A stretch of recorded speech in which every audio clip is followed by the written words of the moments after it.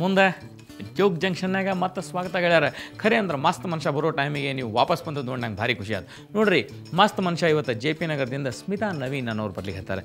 ಇವರಿಗೆ ಹಾಸ್ಯದಾಗ ಆಸಕ್ತಿ ಆದರೂ ವೃತ್ತಿಯಿಂದ ಟೀಚರ್. ಇವರು ಕಿಡ್ಸಿ ಅನ್ನೋ ಶಾಲೆ ಒಳಗೆ ಮಾಸ್ತರ್ ಆಗ್ಯಾರ. ಬರ್ರಿ Smita madam, please come.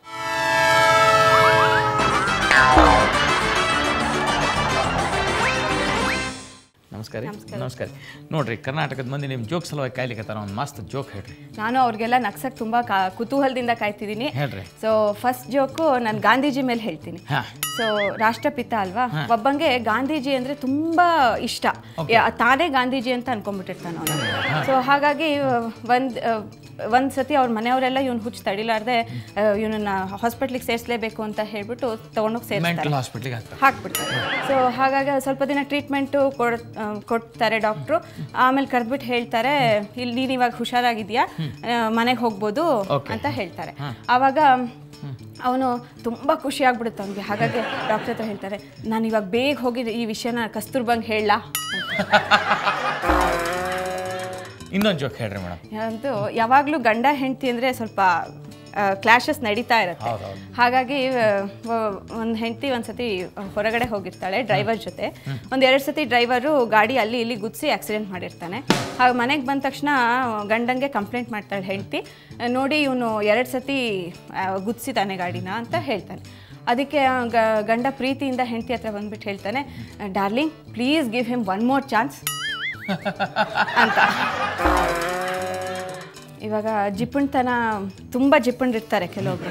So ಒಂದ್ಸತಿ ಒಬ್ಬ ಜಿಪ್ನ ಏನು ಮಾಡ್ತಿರ್ತಾನೆ, ತನ್ನ ಅಪಾರ್ಟ್ಮೆಂಟಲ್ಲಿ 8ನೇ ಫ್ಲೋರಲ್ಲಿ ಗಿಡಗಳಿಗೆ ಗಾರ್ಡನ್ ಥರ ಮಾಡ್ಕೊಂಡಿರ್ತಾನೆ. ಅಲ್ಲಿ ಪಾಟ್ಸ್ ಇಟ್ಟು ನೀರು ಹಾಕ್ತಾ ಇರ್ತಾನೆ. ಅಕಸ್ಮಾತ್ ಕಾಲು ಜಾರಿ ಕೆಳಗಡೆ ಬಿದ್ದುಬಿಡ್ತಾನೆ ಅಪಾರ್ಟ್ಮೆಂಟ್. ಅವಾಗ ಬೀಳ್ಬೇಕಾದ್ರೆ ಕಿಟಕಿಯಿಂದ ಅವರ ಹೆಂಡತಿ ಚಪಾತಿ ಮಾಡೋದು ಕಾಣ್ತಾ ಇರುತ್ತೆ. ಕೂಗ್ಕೊಂಡು ಹೇಳ್ತಾನೆ, ನನಗೆ ಚಪಾತಿ ಮಾಡಬೇಡ, ಸುಮ್ಮನೆ ವೇಸ್ಟ್ ಮಾಡ್ತಾ ಇದೆಯಾ. ಇನ್ನೊಂದು, ಒಬ್ಬ ತುಂಬ ಸೋಂಬೇರಿ ಹುಡುಗ. ತುಂಬ ಎಷ್ಟು ಸೋಂಬೇರಿ ಅಂದರೆ ಅವನಿಗೆ ಓದೋದ್ರಲ್ಲಿ ಇದರಲ್ಲಿ ಯಾವ್ದ್ರಲ್ಲೂ ಆಸಕ್ತಿ ಇರಲ್ಲ, ಸುಮ್ಮನೆ ತಿನ್ನೋದು ಕೂರೋದು ಆ ಥರ ಮಾಡ್ತಿರ್ತಾನೆ. ಹಾಗಾಗಿ ಪರೀಕ್ಷೆ ನಡೀತಾ ಇರತ್ತೆ ಅವನಿಗೆ. ಕೇಳ್ತಾನಪ್ಪ, ಏನೋ ಪರೀಕ್ಷೆ ನಡೀತಾ ಇದೆ, ನೀನು ಹೋಗೇ ಇಲ್ಲ ಇವತ್ತು ಅಂತ. ಇಲ್ಲ ಅಪ್ಪ, ಪೇಪರ್ ತುಂಬ ಕಷ್ಟ ಇತ್ತು ಅಂತ ಹೇಳ್ತಾನೆ. ನಿನಗೆ ಪರೀಕ್ಷೆಗೆ ಹೋಗಿಲ್ಲ, ನಿನ್ಗೆ ಹೆಂಗೆ ಕಷ್ಟ ಇತ್ತು ಅಂತ ಗೊತ್ತಾಯಿತು ಅಂತ ಹೇಳ್ತಾನೆ. ಅದಕ್ಕೆ, ಅಯ್ಯೋ ಕ್ವಶನ್ ಪೇಪರ್ ಹೋದ್ವಾರನೇ ಲೀಕ್ ಆಗೋಗಿತ್ತು, ಆವಾಗಲೇ ನಂಗೆ ಗೊತ್ತಾಯಿತು ಕಷ್ಟ ಇತ್ತು ಅಂತ. ಮೋಹನ್ ಅಂತ ಒಬ್ಬ ಪೇಷಂಟ್ ಇರ್ತಾನೆ. ಅವನು ಡಾಕ್ಟ್ರ್ ಹತ್ರ ಹೋಗ್ತಾನೆ. ಅವ್ನಿಗೇನೋ ಸ್ವಲ್ಪ ಹುಷಾರಿರಲ್ಲ. ಅದಕ್ಕೆ ಡಾಕ್ಟ್ರು ಒಂದು ಟ್ಯಾಬ್ಲೆಟ್ ಕೊಟ್ಬಿಟ್ಟು, ಇದನ್ನು ತಗೊಳ್ಳಿ, ಇದೊಂದೇ ಟ್ಯಾಬ್ಲೆಟಲ್ಲಿ ನೀವು ಗುಣವಾಗಿ ಹೋಗ್ತೀರಾ ಅಂತ ಹೇಳ್ತಾನೆ. ಸರಿ ಅಂದ್ಬಿಟ್ಟು ಅವನು ಮನೆಗೆ ಹೋಗ್ತಾನೆ. ನೋಡ್ತಾನೆ ಟ್ಯಾಬ್ಲೆಟೇ ಇರಲ್ಲ. ಆಮೇಲೆ ನಗ್ತಾ ಮಾರನೇ ದಿನ ಖುಷಿಯಾಗಿ ಡಾಕ್ಟ್ರ್ ಹತ್ರ ಬಂದು ಹೇಳ್ತಾನೆ. ಅವಾಗ ಡಾಕ್ಟ್ರ್ ಹೇಳ್ತಾನೆ, ನೋಡಿದ್ರೆ ನಾನು ಒಂದೇ ಟ್ಯಾಬ್ಲೆಟಿಂದ ನೀವು ಎಷ್ಟು ಚೆನ್ನಾಗಿ ಆರಾಮಾಗೋದ್ರಿ ಅಂತ.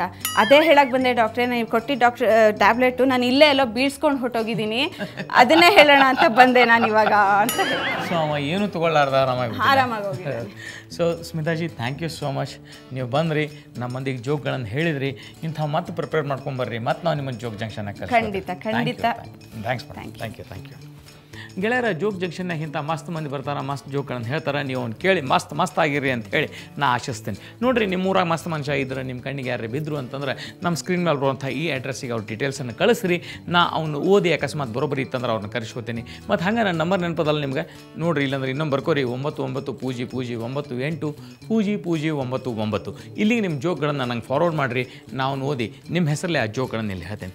Thank you so much. ಮುಂದೆ ಮತ್ತೆ ಜೋಗ್ ಜಂಕ್ಷನ್ನಾಗ ಭೇಟಿಯಾಗೋಣ್ರಿ. ನೀವು ಮುಂದೆ ಜೋಗ್ ಜಂಕ್ಷನ್ ಕಾರ್ಯಕ್ರಮದಲ್ಲಿ ಭಾಗವಹಿಸಲು ನಿಮ್ಮ ಇತ್ತೀಚಿನ ಭಾವಚಿತ್ರದೊಂದಿಗೆ ನೀವು ಹೇಳ ಬಯಸುವ ಜೋಕ್ಗಳನ್ನ ಒಂದು ಹಾಳೆಯಲ್ಲಿ ಬರೆದು ನಮಗೆ ಕಳಿಸಿ. ನಮ್ಮ ವಿಳಾಸ: ಮುಂದ ಜೋಗ್ ಜಂಕ್ಷನ್ ವಿಭಾಗ, Suvarna news 24/7, number 204, embassy square, infantry road, Bengaluru 1.